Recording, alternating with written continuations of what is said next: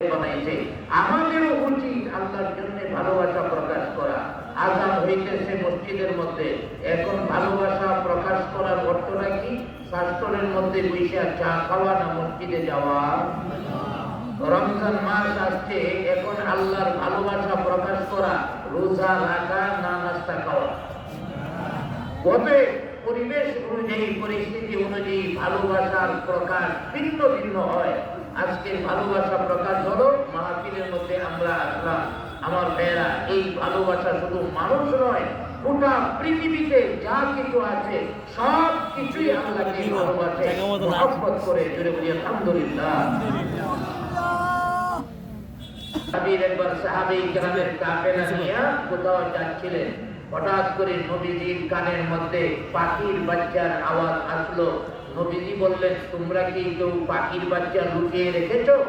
একজন চাদরের নিচ থেকে পাখির বাচ্চা বের করে বললেন, হুজুর, হ্যাঁ, আমার কাছে পাখির বাচ্চা আছে। এই আওয়াজটা নবীজির কানে গেল। নবীজি পাখির আওয়াজ বুঝেন কি বুঝেন না? নবীজি কি শুধু মানুষের নবী না পাখিরও নবী? নবীর নবুয়াতের পরিধি কতটুকু, আল্লাহ তাআলার তাওহীদের পরিধি যতটুকু, নবীজির নবুয়াতের পরিধিও ততটুকু। সুবহানাল্লাহ। যেখানে আল্লাহর একত্ববাদ আছে সেখানে নবীর নবুয়াত আছে। আল্লাহর হাবিব এই পাখির ভাষাও বোঝেন, উটের ভাষাও বোঝেন, সব প্রাণীর ভাষাই বোঝেন। তিনি তো সবারই নবী।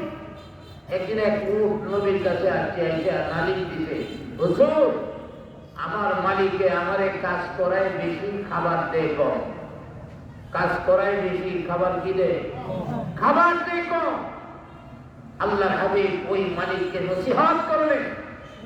অতএব আল্লাহর হাবিব ওই পাখির ছানা যে চাদরের নিচে লুকিয়ে রেখেছে, আল্লাহর হাবিব বললেন, তুমি ওটারে ধরে রাখছো, আরে ওরাও তো আল্লাহকে ভালোবাসে, আল্লাহর তাসবিহ করে, ওকে মুক্ত ভাবে আল্লাহর তাসবিহ করতে দাও। সুবহানাল্লাহ।